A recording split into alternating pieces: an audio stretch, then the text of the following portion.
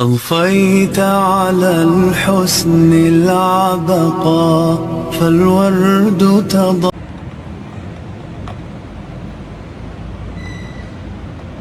الحمد لله نحمده ونستعينه ونستغفره ونؤمن به ونتوكل عليه ونعوذ بالله من شرور أنفسنا ومن سيئات أعمالنا. من يهده الله فلا مضل له ومن يضلله فلا هادي له. ونشهد أن لا إله إلا الله وحده لا شريك له.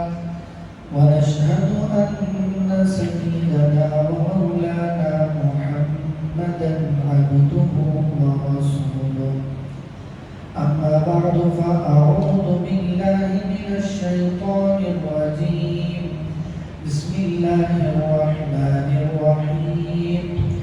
إن عدة الشهور عند الله 12 شهرا في كتاب الله يوم خلق السماوات والأرض منها 4 حرم.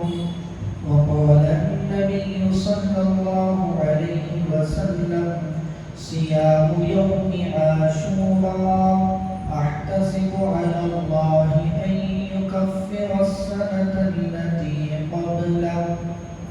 وقال النبي صلى الله عليه وسلم من أحدث في أمرنا هذا ما ليس منه فهو رد، أو كما قال عليه الصلاة والسلام. اللهم صل على سيدنا محمد وعلى آل سيدنا محمد وبارك وسلم. معزز سامعین کرام، بزرگان محترم، عزیزان ملت، آج 8 محرم الحرام ہے. قمری اعتبار سے، اسلامی مہینوں کے اعتبار سے پہلا مہینہ ہے. اسلامی نئے سال کو شروع ہوئے 8 دن گزرے ہیں. یہ محرم الحرام کا مہینہ بڑی فضیلتوں والا، برکتوں والا مہینہ ہے. سب سے بڑی فضیلت تو اس کی یہ ہے، جب سے اللہ تعالیٰ نے زمین و آسمان کو بنایا اس وقت سے ہی محرم الحرام کی فضیلت موجود ہے. ان عدت الشہور عند اللہ 12 شہرا فی کتاب اللہ یوم خلق السماوات والارض. اللہ نے جب آسمان اور زمین کو بنایا اس وقت سے اللہ تعالیٰ کے نزدیک مہینوں کی تعداد 12 ہے. اس وقت سے مہینوں کی تعداد 12 ہے. اور آگے اللہ کہتے ہیں ان 12 میں اللہ نے 4 مہینوں کو حرمت والے مہینے بنایا. حرمت والے یعنی تقدس والے، پاکیزگی، فضیلت والے مہینے اللہ نے ان میں سے 4 کو بنایا. اور یہ 4 مہینے کب فضیلت والے بنے؟ 4 مہینے کون کون سے؟ ذی القعدہ، ذی الحجہ، محرم، اور درمیان میں ایک رجب المرجب. ان کو اللہ نے کب حرمت والے، تقدس والے بنایا؟ نبی صلی اللہ علیہ وسلم کے زمانے سے یا حضرت حسین کی شہادت سے نہیں. جب اللہ نے مہینوں کو بنایا اور دوسرے انبیاء جب دنیا میں آئے ان کی شریعتوں میں بھی یہ مہینے حرمت والے رہتے چلے آئے. اسی لیے نبی پاک صلی اللہ علیہ وسلم کے پیدائش سے پہلے کے حالات جو مکہ مکرمہ کے مشرکین تھے ان میں سے ایک جہالت ان کی یہ بھی تھی کہ حرمت والے مہینوں کو اپنے مطلب کے لیے بدل لیا کرتے تھے. حرمت والے مہینوں میں لڑائی کرنا، جھگڑا کرنا، جنگ و جدال کرنا منع تھا. جب ان کے سامنے جنگ ہوتی کہ بھئی سامنے مقابلے کے لیے فوج کھڑی ہے، اب ان سے لڑنا ہے، یا آپس میں قبیلوں کی جنگ ہوا کرتی، دیکھتے کہ کل سے محرم کا مہینہ شروع ہو رہا ہے، اب محرم کا تقاضا ہے کہ ہم اس مہینے میں جنگ نہ کریں. یا ذی القعدہ کا ذی الحجہ کا مہینہ شروع ہو رہا ہے, اس کا تقاضا ہے کہ ہم اس مہینے میں جنگ نہ کریں. اگر ہم مہینے کا تقاضا دیکھیں گے تو جنگ چھوڑنا پڑے گا. جنگ فی الحال ہمیں تو کرنی ہے, اس لیے بیٹھ کر آپس میں مشورہ کرتے کہ بھئی کل جو مہینہ شروع ہوگا وہ ذی القعدہ کا نہیں بلکہ کوئی اور مہینہ ہوگا, پہلے کوئی اور شوال یا کوئی مہینہ ہوگا, ہم اس کو مان لیں گے. بعد میں ہماری جنگ ختم ہو جائے گی تو تب سے ہم ذی القعدہ کا مہینہ شمار کریں گے. ان مہینوں کو بدل دیا کرتے تھے. اللہ کے نبی صلی اللہ علیہ وسلم نے حجۃ الوداع کے موقع پر صاف بیان فرما دیا کہ آج کے بعد مہینوں کی تبدیلی نہیں ہوگی. جس طریقے پر مہینوں کی ترتیب ہے اسی ترتیب پر ہم مہینے باقی رہیں گے. اس جاہلیت کی رسم کو نبی پاک صلی اللہ علیہ وسلم نے ختم کر دیا. تو میں عرض کر رہا تھا محرم کی سب سے بڑی فضیلت تو یہ ہے کہ اللہ نے 4 محترم مہینوں میں سے محرم کے مہینے کو بھی بنایا. محرم الحرام, حرام یعنی اس کے اندر بہت چیزیں حرام ہیں, نہیں, حرام اس میں حرمت سے نکلا ہے جس کے معنی آتے ہیں تقدس کے, فضیلت کے, بزرگی کے, بڑائی کے معنی آتے ہیں. حرمت والا, بزرگی والا مہینہ. یہ تو اس مہینے کی فضیلت صاف اس سے معلوم ہوتی ہے. حرمت والے مہینے کا مطلب ہے دوسرے مہینوں کے مقابلے میں اس مہینے میں نیکی کا ثواب زیادہ ملے گا. اس مہینے میں کوئی گناہ کرتا ہے تو دوسرے مہینوں کے مقابلے میں اس گناہ کا وبال زیادہ ملے گا. اسی لیے ان مہینوں میں نیکیاں زیادہ کرنی چاہیے, گناہوں سے بچنے کا دوسرے مہینوں کے مقابلے میں ہمیں زیادہ اہتمام کرنا چاہیے. پہلی تو فضیلت یہ ہے کہ یہ اشہر حرم میں سے ہے. دوسری فضیلت ایک حدیث پاک میں آتا ہے, اللہ کے نبی صلی اللہ علیہ وسلم نے فرمایا افضل الصیام بعد رمضان شہر اللہ المحرم.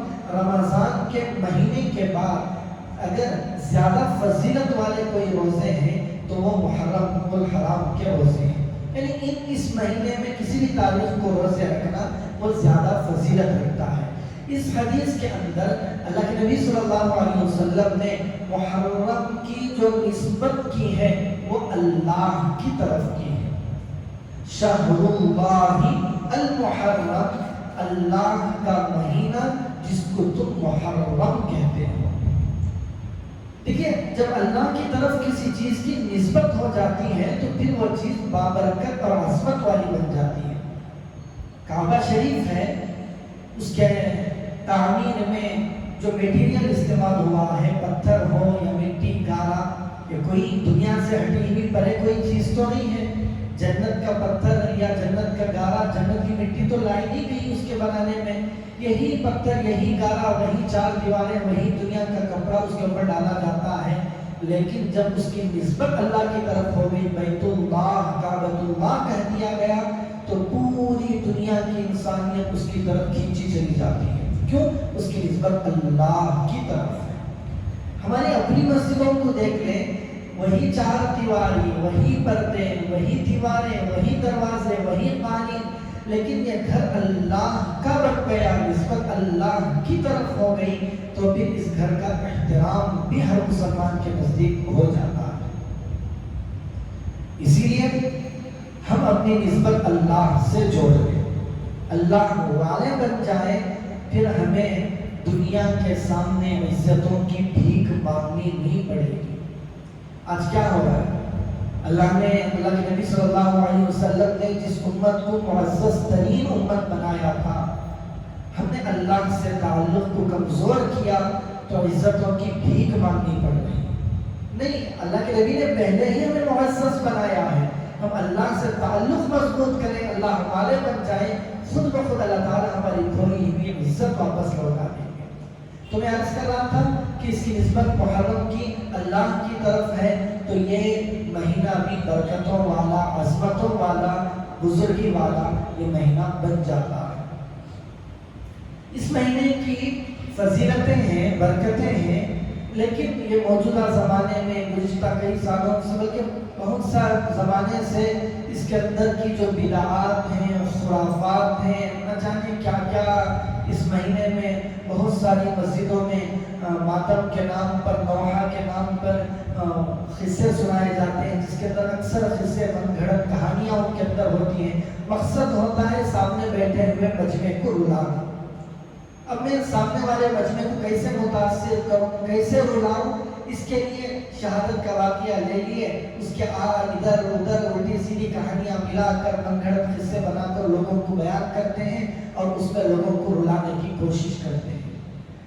بھائی لوگوں کو متاثر کرنے کے لیے، لوگوں کو اہل بیت سے محبت کرنے والا بیان بتانے کے لیے، بنانے کے لیے قرآن و حدیث کافی نہیں تھی کہ من گھڑت واقعات لا کر امت کو اسلام کی طرف کھینچا جا رہا ہے۔ قرآن و حدیث کو پڑھ کر سنائے، حدیث کی تشریح کرے، امت اس سے بہت زیادہ متاثر ہو۔ پر ان چیزوں نے اس مہینے کی عظمت پر پردہ ڈال دیا۔ لوگ سمجھتے ہیں کہ ابھی محرم کا مہینہ ہے، منحوس مہینہ ہے، اس میں شادی بیاہ نہ کرو، اس میں فلاں کوئی اچھا کام نہ کرو، گھر کی ابتدا نہ کرو، دکان کی شروعات نہ کرو، کوئی بڑا قدم اس مہینے میں نہ اٹھاؤ۔ حالانکہ اللہ نے اس کو برکت والا مہینہ بنایا، ہم نے اس کو نحوست والا بنا کر چھوڑ دیا۔ اللہ ہمیں صحیح توفیق عطا فرمائے۔ بہرحال یہ برکتوں والا مہینہ ہے۔ اس مہینے میں خصوصی دن یوم عاشوراء 10 محرم الحرام، اس کی خصوصی فضیلتیں احادیث میں آئی ہیں۔ اللہ کے نبی صلی اللہ علیہ وسلم نے اس دن کے روزہ رکھنے کی تاکید فرمائی، اس دن روزہ رکھنے کا حکم اللہ کے نبی صلی اللہ علیہ وسلم نے دیا ہے۔ روایتوں سے معلوم ہوتا ہے کہ رمضان کے روزے سے پہلے اس دن کا روزہ فرض تھا، رمضان کے روزوں کے بعد اس دن کے روزے کی فرضیت ختم کر دی گئی۔ فرض تو نہیں ہے لیکن رکھنا مستحب ہے، فضیلت سے ثواب سے خالی نہیں ہے۔ اللہ کے نبی صلی اللہ علیہ وسلم نے رکھا ہے۔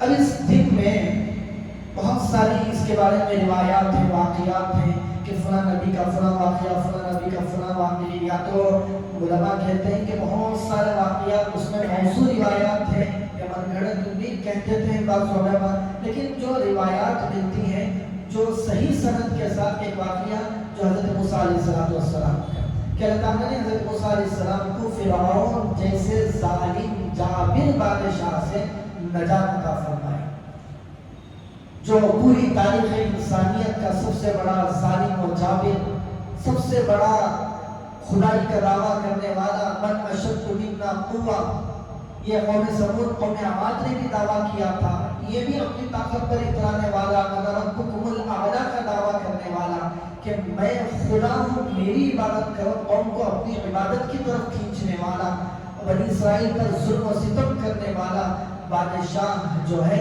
اللہ نے اس کو مظلوموں کے سامنے اس کو غرق کر کے، برباد کر کے، مظلوموں کے دل کو اللہ نے سکون پہنچایا۔ مظلوم کے سامنے جب ظالم کو سزا ملتی ہے تو مظلوم کے دل کو سکون ملتا ہے۔ اللہ کی ایک سنت رہی ہے، طریقہ رہا ہے، اللہ ظالم کو مہلت دیتے ہیں، اور ظلم میں جب انتہا تک پہنچ جاتا ہے پھر اللہ ظالم کو پکڑتے ہیں تو پھر مظلوم کی خوشی کا سامان پیدا کر دیتے ہیں۔ آج بھی بہت سارے فرعونوں نے سر اٹھایا ہے، اللہ ان کو مہلت دے رہے ہیں، چاہے وہ کسی بھی علاقے کا فرعون ہو، کسی بھی علاقے کا نمرود ہو، اللہ نے مہلت دی ہے، لیکن اللہ جب پکڑنے پر آئیں گے تو ان لوگوں کی اللہ کے نزدیک مچھر کے پر سے بھی زیادہ کوئی اس کی برابر بھی ان لوگوں کی حقیقت اور ان کی کوئی حیثیت نہیں ہے۔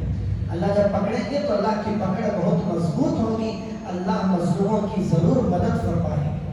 اللہ کی سنت رہی ہے، ظالموں کو اللہ آخرت میں تو سزا دیتے ہیں، دنیا میں بھی اللہ تعالیٰ ان کو سزا دیتے ہیں ان کے ظلم کی، لیکن یہاں پر ہمارے کچھ امتحانات بھی ہوتے ہیں، ہماری ثابت قدمی کا امتحان، ہمارے ایمان کی پختگی کا امتحان ہوتا ہے۔ اللہ نے ایک طرف ظالم کے ظلم کی سزا کا سامان پیدا کر رہے ہوتے ہیں تو دوسری طرف ایمان والوں کی جانچ کا طریقہ، جانچ کا سامان بھی کر رہے ہوتے ہیں۔ بہرحال تو اس دن کی فضیلت ہے، اس دن میں اللہ کے نبی صلی اللہ علیہ وسلم نے کیا حکم دیا، اس دن میں روزہ رکھنا ہے۔ اللہ کے نبی صلی اللہ علیہ وسلم نے مدینے میں دیکھا کہ یہود بھی روزہ رکھ رہے ہیں، تو اللہ کے نبی نے پوچھا کہ بھائی تم لوگ کیوں روزہ رکھ رہے ہو؟ تو انہوں نے کہا کہ حضرت موسیٰ علیہ السلام کو اللہ نے فرعون سے نجات دی تھی، اس خوشی میں ہم روزہ رکھ رہے ہیں۔ تو اللہ کے نبی صلی اللہ علیہ وسلم نے فرمایا حضرت موسیٰ سے تعلق تو تم سے زیادہ ہمارا بنتا ہے، کیوں؟ وہ بھی دین برحق پر تھے، میں بھی دین برحق پر ہوں، تم درمیان میں منحرف ہو گئے ہو، گمراہ ہو گئے ہو، لہذا ہمیں زیادہ حق بنتا ہے کہ اس خوشی کا روزہ رکھیں۔ لیکن یہود ہیں، غیر مسلم ہیں، ان کی مخالفت ضروری ہے، اس لیے اللہ کے نبی صلی اللہ علیہ وسلم نے فرمایا صرف 10ویں محرم کا نہیں بلکہ ایک دن پہلے یا ایک دن بعد کا روزہ ملا کر رکھنا چاہیے۔ 10 محرم الحرام کے ساتھ 9 یا 11 کا روزہ ملا کر رکھیں۔ اتوار 10 محرم ہے، ساتھ میں ہفتے کا ملائیں یا پیر کا ملا کر اس دن کو روزہ رکھیں، یہ سنت ہے۔ اب اس دن میں کیا ہوتا ہے ہمارے یہاں، اللہ حفاظت فرمائے، کیسی بدعات ہیں، کیسی خرافات ہیں۔ سب سے بڑھ کر سمجھتے ہم یہ ہیں کہ یہ ماتم کا مہینہ ہے، غم کا مہینہ ہے۔ پہلے اس کو سمجھیں، ماتم کرنا ہے کسی کی شہادت پر۔ ویسے اگر آپ دیکھیں گے تو سب سے بڑی انسانیت میں سب سے بڑی ہستی نبی پاک صلی اللہ علیہ وسلم کی ہستی ہے۔ ربیع الاول میں آپ کی وفات ہوئی، جاؤ ربیع الاول میں بھی ماتم کرو۔ ذوالقعدہ میں ابوبکر صدیق کی وفات ہوئی، ذوالقعدہ میں بھی ماتم کرو۔ کوئی اسلامی مہینہ کسی بڑے صحابی یا ولی کی وفات سے، شہادت سے خالی آپ کو نہیں ملے گا۔ پورے سال کے 365 دن آپ کو ماتم کرنا پڑے گا، نہیں ایک مہینے ایک دن کو لے کر بیٹھ گئے ماتم کرنے کے لیے۔ جن کی شہادت پر ہم غم منا رہے ہیں، جو شہید ہوئے ہیں، وہ وہاں پر اللہ کے ہاں دربار میں وہاں پر مزے لے رہے ہیں، جنت کے باغوں میں سیر کر رہے ہیں، اللہ نے ان کے لیے نعمتوں کا انتظام کر رکھا ہے۔ ہم یہاں پر ان کی یاد میں، ان کے ماتم کے نام پر شریعت کو بگاڑ رہے ہیں۔ ماتم یاد رکھیں، اللہ کے نبی صلی اللہ علیہ وسلم نے جو ماتم کرنے کی اجازت دی ہے، اگر آپ کا کوئی قریبی رشتہ دار ہے، اس کی وفات پر اگر آپ غم منانا چاہتے ہیں تو 3 دن غم منانے کی اجازت ہے۔ 3 دن سے زائد آپ غم نہیں منا سکتے، چاہے کوئی کسی کا باپ انتقال کر جائے، کسی کا باپ، کسی کا بھائی، کسی کی بیوی، کسی کا بیٹا، 3 دن سے زیادہ ماتم کرنے کی اجازت نہیں ہے۔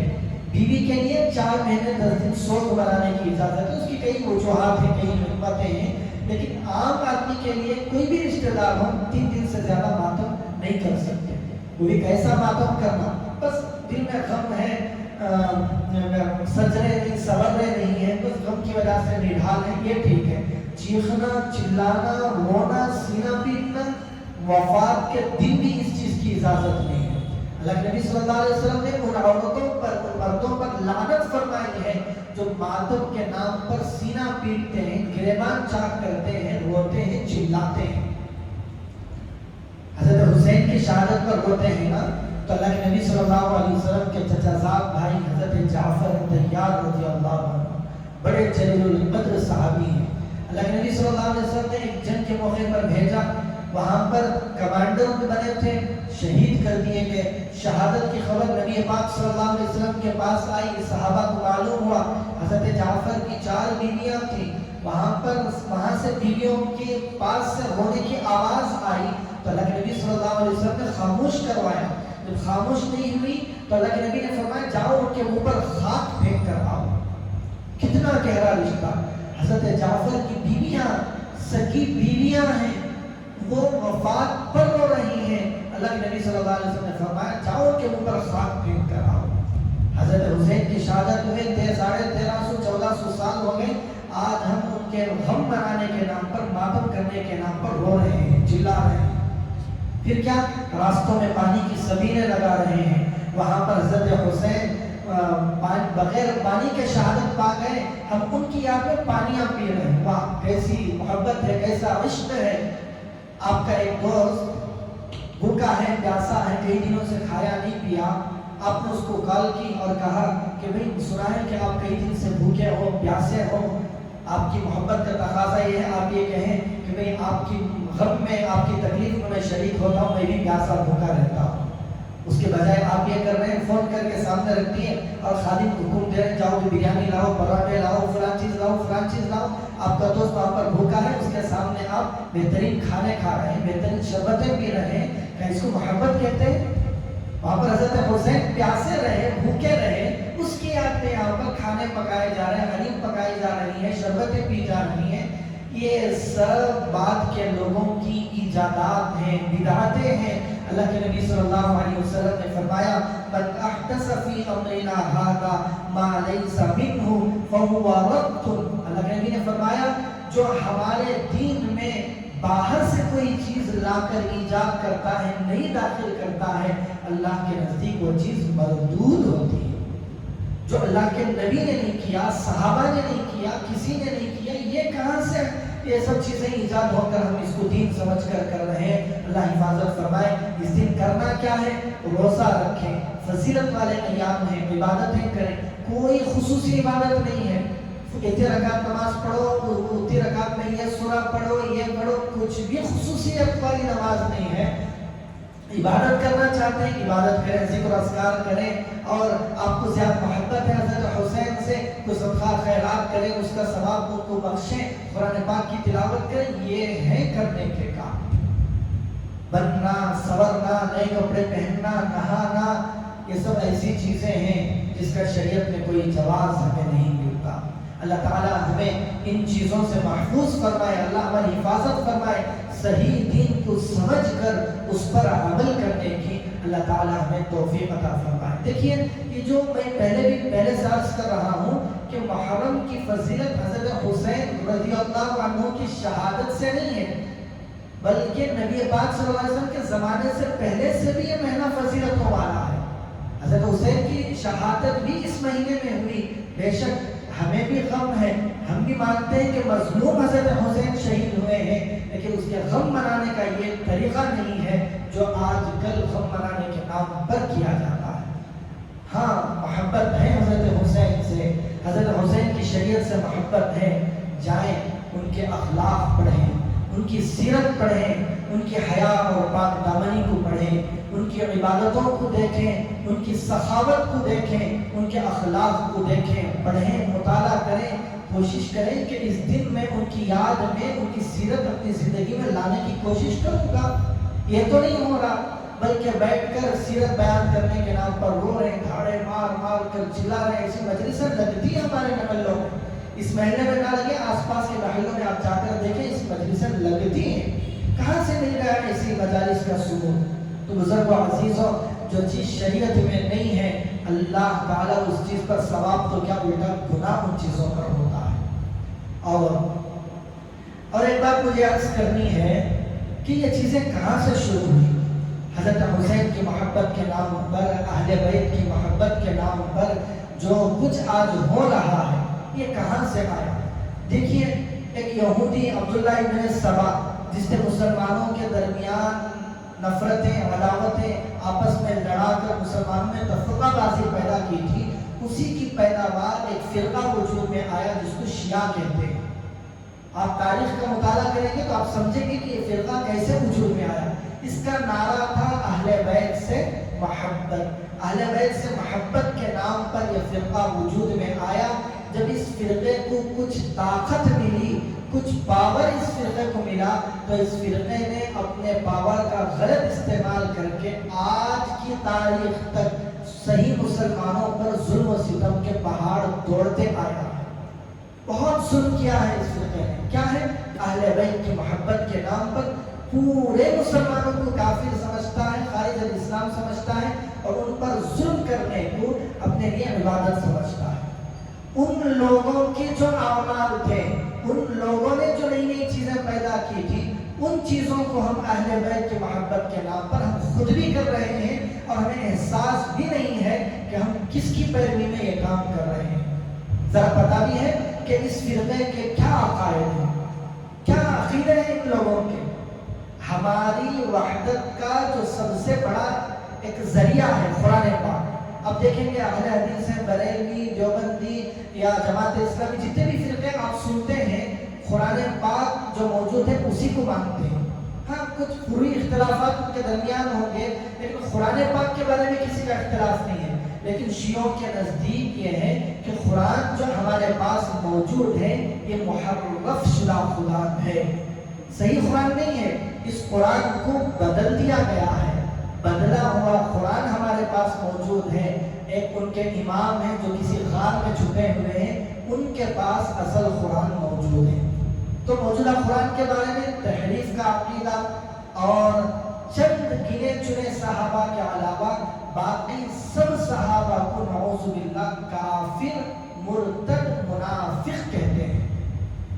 کیا کہتے ہیں؟ مرتد، کافر، منافق تک کہتے ہیں وہ لوگ، چند صحابہ کے علاوہ باقی سب صحابہ.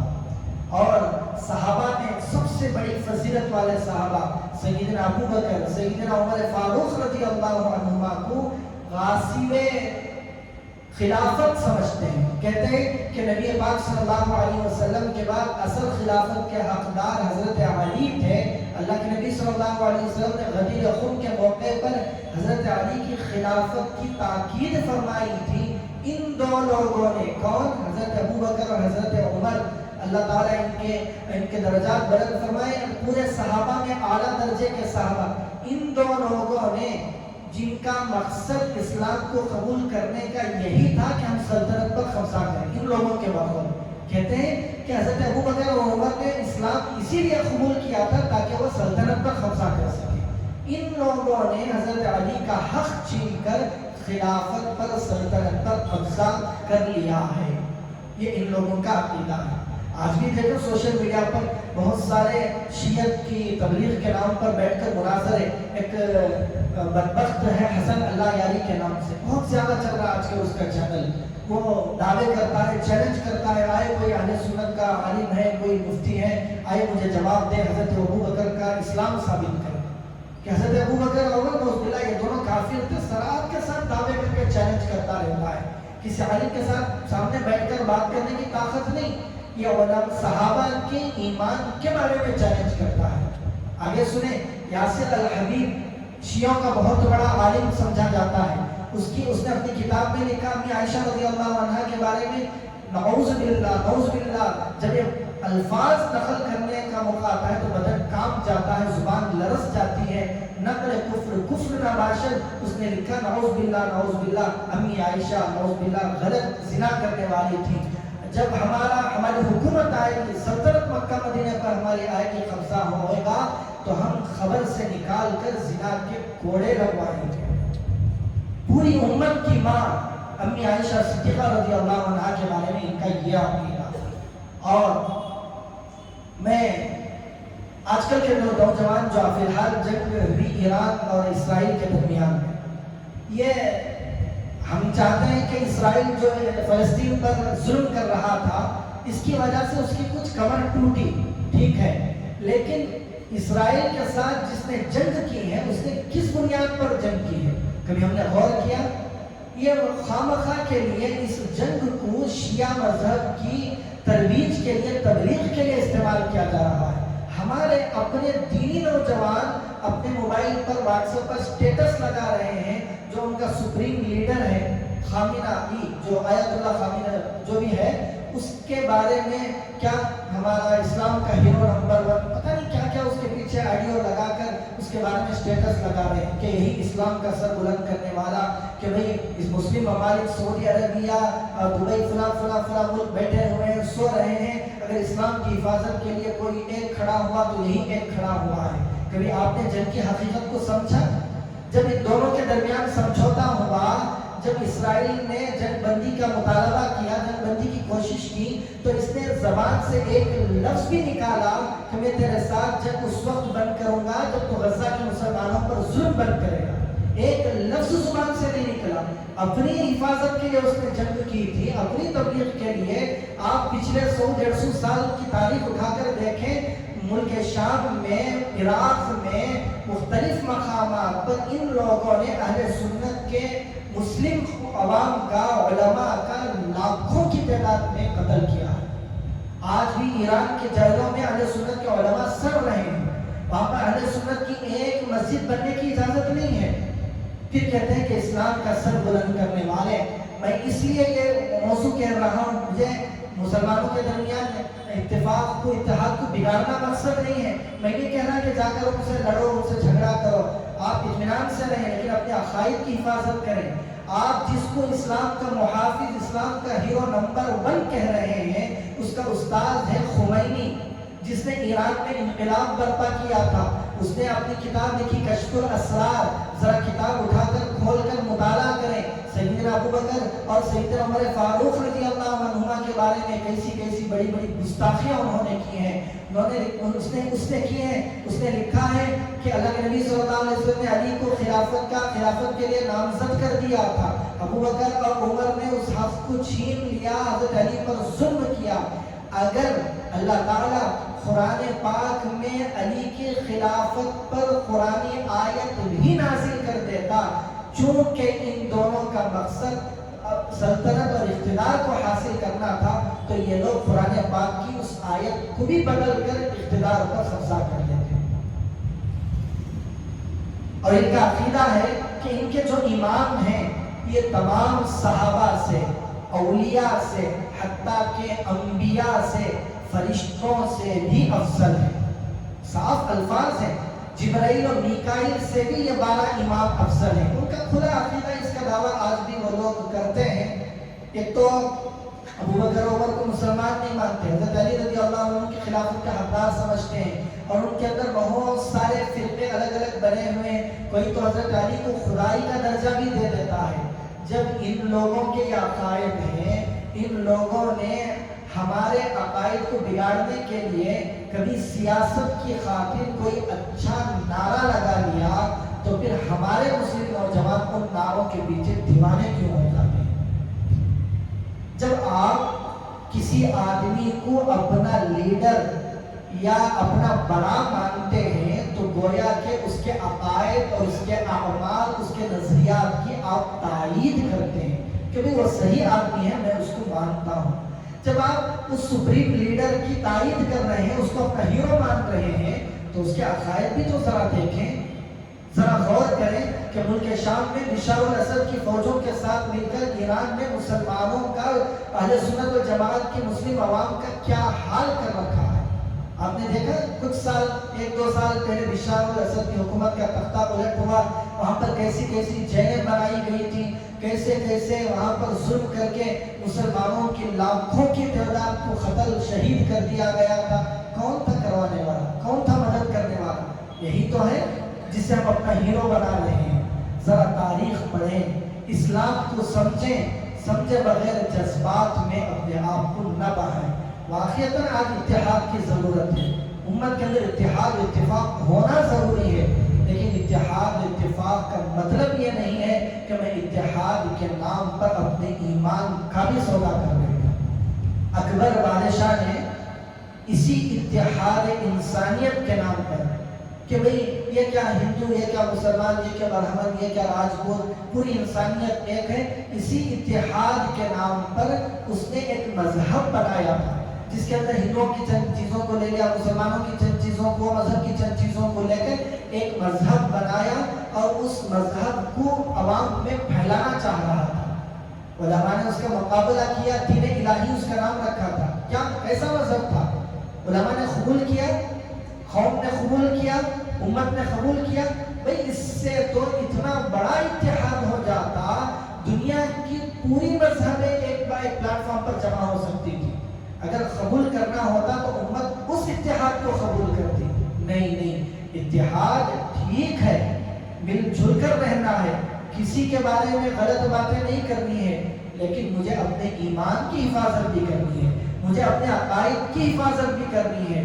وہاں پر مکہ مکرمہ کا حال دیکھیں, اللہ کے نبی صلی اللہ علیہ وسلم کے ساتھ چند گنے چنے صحابہ, انگلیوں پر گنے جا سکتے ہیں, صرف اتنے مسلمان ہیں. ادھر کافروں کی بہت بڑی تعداد ہے, بہت بڑی تعداد ہے وہاں پر. ادھر مشرکین کی طرف سے اتحاد کی, کمپرومائز کی, سمجھوتے کی پیشکش ہوئی ہے مشرکین کی طرف سے. اللہ کے نبی صلی اللہ علیہ وسلم اس وقت اتحاد کو قبول کر لیتے نا, کہ بھئی اتحاد اتفاق سے رہیں, اگر لڑیں گے تو ہمارا ہی نقصان ہوگا, ہم خود کمزور ہیں, وہاں پر قبول کر لیتے ان کے سمجھوتے کو، نہیں قبول کیا۔ اللہ نے صاف اعلان کروا دیا لا اعبد ما تعبدون، میں تمہارے بتوں کی عبادت نہیں کر سکتا، میں تمہارے ساتھ ہمدردی کا معاملہ تو کروں گا، لیکن جب مجھے اپنے دین پر اپنے ایمان پر جب آنچ آئے گی تو میں اپنے ایمان سے 1 سینٹی میٹر بھی پیچھے نہیں ہٹ سکتا۔ واقعتاً مسلمانوں پر آج کل حالات بہت سخت ہیں، بہت کمزور ہیں، لیکن جن کی تائید زبانوں سے جذبات سے ہم کر رہے ہیں وہ پہلے نہ کبھی ہمارے خیر خواہ تھے، نہ ہیں، نہ رہیں گے۔ ان کا مقصد مکہ مدینے پر قبضہ کر کے، جو ایسا کہ میں نے کہا وہاں سے ابوبکر صدیق کی نعوذ باللہ ان کے قبروں سے ان کی نعاش مبارک کو نکال پھینکنا ان کا مقصد ہے۔ اگر طاقت میں ہم آئے تو مکہ مدینہ پر قبضہ کریں گے، وہاں سے وہ پورے کام کرنا ان کا ارادہ ہے۔ ایسے لوگوں کی تائید ہم کر رہے ہیں، ایسے لوگوں کی فتح کے ہم دعوے کر رہے ہیں۔ ٹھیک ہے، ہمارا دشمن اس کی وجہ سے کمزور ہوا، خوشی تو ہمیں ہوتی ہے، اس کا مطلب یہ نہیں کہ اس دشمن کو ہم اپنا دوست بنا بیٹھیں گے۔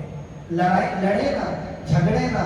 یہ لوگ محرم کے موقع پر بہت زیادہ اس جنگ کو سامنے رکھ کر، دیکھو بھی اسلام کی حفاظت کس ملک نے کی ہے، ان کے کتنے پیارے خیالات ہیں، اسلام کے بارے میں کتنے اچھے جذبات ہیں، یہ سب چیزیں ہمارے نوجوانوں کے سامنے لا کر اور اہل بیت کی محبت کا نعرہ لگا کر آج ہم مسلمانوں کے نوجوانوں کے خاص کر ایمان کو کھینچا جا رہا ہے کہ ہر زمانے میں حق و باطل کا جھگڑا رہتا چلا آیا ہے۔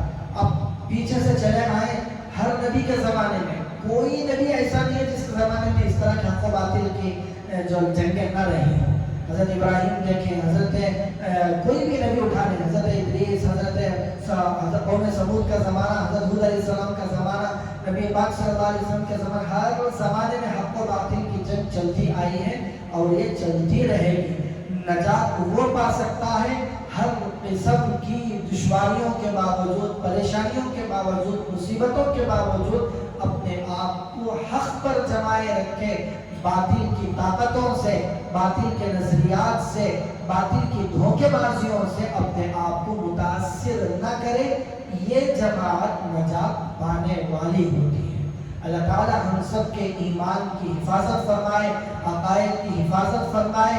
دیکھیے آج ہم مسلمانوں نوجوانوں کے لیے ان کو اسلام سے پھرانے کے لیے بہت کچھ کوششیں ہو رہی، ایک کوشش نہیں ہو رہی، جہاں پر میٹھا ہوتا ہے نا وہاں پر ہر طرف سے کیڑے آ کر گھیر لیتے ہیں، یہ تو اچھی چیز کی پہچان ہی یہی ہوتی ہے۔ تو اسلام ایک حق مذہب ہے، ہر کوئی چاہتا ہے کہ اس کو نوچ نوچ کر کھایا جائے، اس کو ختم کیا جائے، تو کوششیں ہو رہی ہیں۔ ان کوششوں میں سے یہ بھی ایک کوشش ہے کہ شیعہ حضرات اپنے مذہب کو پروموٹ کرنے کے لیے، ہمارے نوجوانوں کے ایمان کو چھیننے کے لیے بہترین خوبصورت اپنا مذہب بنا کر پیش کر رہے ہیں۔ تو اپنے اندر، اپنے نوجوانوں کے اندر یہ بیداری ہونی چاہیے کہ ان کے عقائد کیا ہیں، ان کی بنیاد کس چیزوں پر ہے، میری بنیاد کن چیزوں پر ہے۔ میرا ماننا ہے موجودہ قرآن اللہ نے ہدایت کے لیے اتارا، جیسے اتارا ویسا آج بھی موجود ہے، قیامت تک موجود رہے گا۔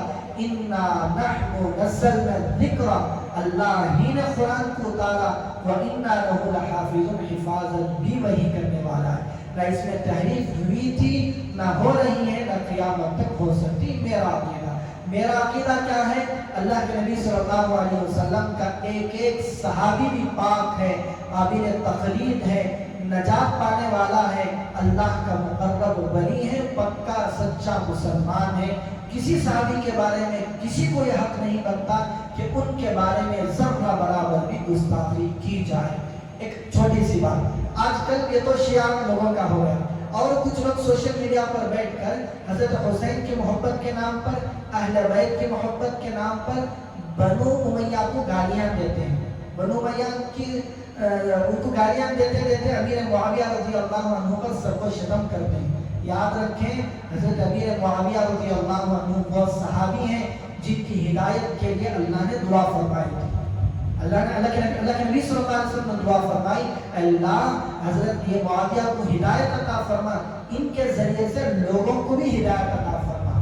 کاتب وحی ہیں، بہت بڑے صحابی ہیں، ایسے صحابی کے بارے میں ہو سکتا ہے اجتہادی کچھ کوتاہیاں ہوئی ہوں، غلطیاں ہوئی ہوں، بہت فائدہ ان کے ذریعے سے اسلام کو بھی ہوا ہے۔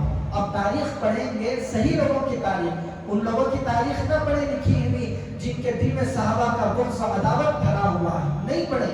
صحابہ کی محبت رکھنے والوں کی لکھی ہوئی کتابیں حضرت امیر معاویہ کے بارے میں پڑھیں، آپ کو پتہ چلے گا کہ کتنی بڑی ہستی ہے، اتنی بڑی ہستی، اتنے بڑے صحابی کو آج کل نشانہ بنایا جاتا ہے، ان کے بارے میں گالی گلوچ کی جاتی ہے، باغی طاغی پتہ نہیں کیا کیا الفاظ حضرت امیر معاویہ رضی اللہ عنہ کی طرف منسوب کیے جاتے ہیں۔ یاد رکھیں ہماری ایمان کا حصہ ہے صحابہ کی عزت کرنا، احترام کرنا۔ ہر جمعہ کے خطبے میں منبر پر ہر خطیب پڑھتا ہے اللہ اللہ فی اصحابی، اللہ کے نبی صلی اللہ علیہ وسلم نے فرمایا تاکید کے ساتھ میرے صحابہ کے بارے میں اللہ سے ڈرو، میرے صحابہ کے بارے میں اللہ سے ڈرو، لا تتخذوہم غرضا من بعدی، میرے چلے جانے کے بعد میرے صحابہ کو ملامت کا نشانہ نہ بنانا۔